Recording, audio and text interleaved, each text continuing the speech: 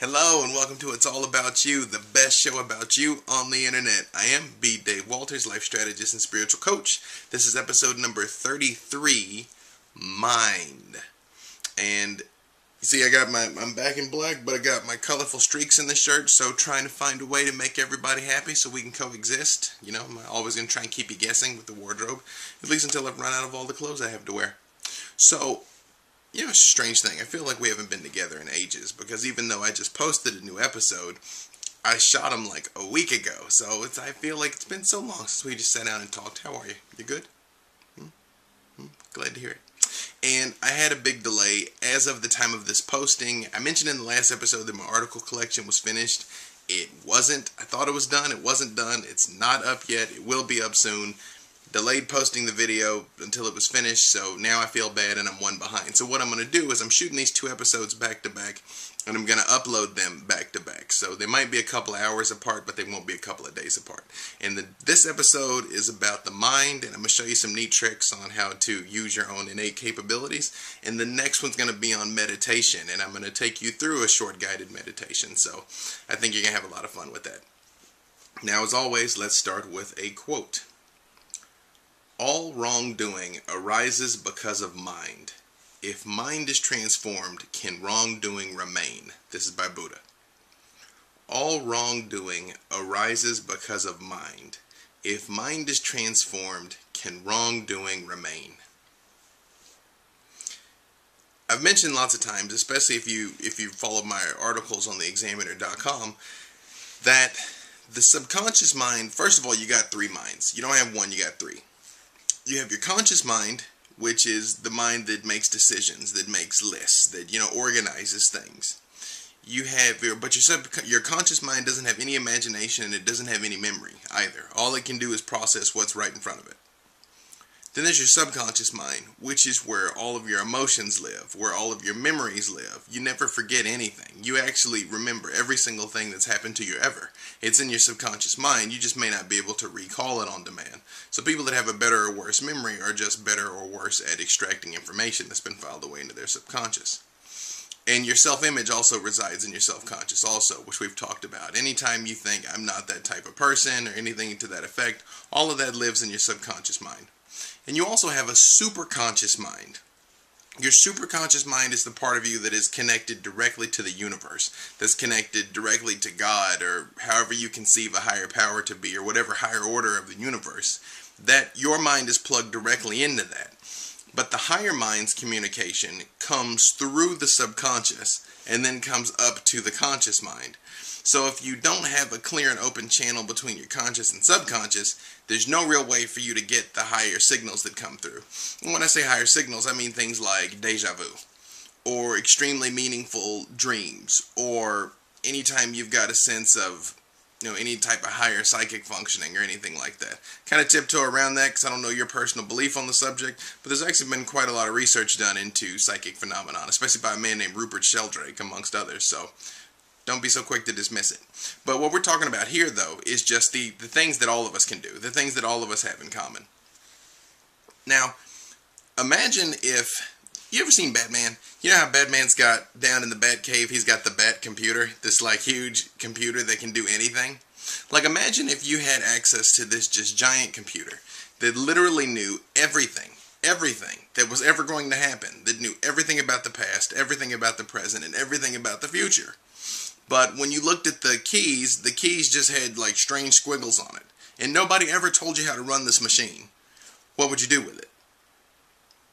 Well, interestingly enough, it's kind of like that. Your mind literally contains all knowledge ever is inside of your brain right now. You just don't know how to get at it because nobody ever told you how to. Now, if this seems crazy that I say that your mind knows everything, I can actually back it up pretty easily. Remember, physics tells us that time doesn't actually exist. The fact that you and I are looking at this at different times and you're seeing this number ticking down at the bottom, that's really kind of an artifact of our perception. It's kind of a byproduct of the way that we see things. But there's not really an out there. I mean, have you ever heard of E equals mc squared? Energy equals mass times the speed of light squared. Basically what this means, I don't want to get too deep into physics, but Energy and mass are the same thing. You and I are literally made out of the same thing. And there is no barrier between us. There is no difference in between us. This phone and I are literally made out of the same thing. It feels solid, but the atoms in it are mostly empty space. And even then, what is there, what is real, is still just energy. And as you get lower and lower and lower and lower, you find it's into smaller and smaller and smaller particles, and to the point it's just almost infinitely small vibrating strands, or almost like foam, like shaving cream. That's what quantum physics is all about. The fact that when you get really down to the smallest level possible, things are just really weird. But the point is, there's no difference in between them. There's no disconnect in between us. There is no present. There is no past. There is no you. There is no me.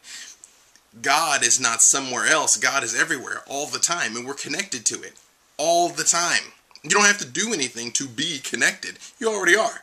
So you can tap into your normal, natural capacity to access this information at any time, which is one of the things that I'm going to show you how to do today. Now, the way I'm going to do this is when I split the video, I'm going to come back in part 2 for the people on YouTube, and we're going to do a neat little exercise called image streaming. If you've ever done it, it's neat. If you've never done it, it's kind of strange, but trust me, it works. Anytime you get into meditation and things like this, that we're going to talk about more next episode, the thing you have to do is shut off your conscious mind. There's lots of ways to do this, which we're going to talk about next time. But the thing is, your conscious mind gets in the way, okay? All of the information and facts come up out of your subconscious mind, and it comes up very subtly. If you've ever heard me tell you, people are like, well, when I'm meditating, what should I do? I'm like, well, don't really try. Don't try and see things. Don't try and meditate. Don't try and dream. Don't try and interpret the meanings of your dreams, because that effort, that trying, activates your conscious, and basically it's like stepping on the gas and the brake at the same time. What you got to do is relax. Relax and just let things come out, or find a way to occupy your conscious mind. It's like a guard dog. You throw it a bone, then it runs off afterwards, and then new and different information can come bubbling up. So what we're going to do, actually, I think I'm going to go ahead and split this now for my brothers and sisters on YouTube. And when I come back in the second half, I'm going to explain image streaming and what it is and how it works. So all of the instructions will be together on one place. But let me think if there's anything else I want to say before I do, because I got a little time left. This seems weird, but it works. I know some of the statements I just made seem weird, but they're accurate. If you don't believe me, take the time to study a little bit of physics, a little bit of quantum physics. The truth is out there, and it's actually really weird, but really thrilling at the same time. And never underestimate the capacity of your own mind.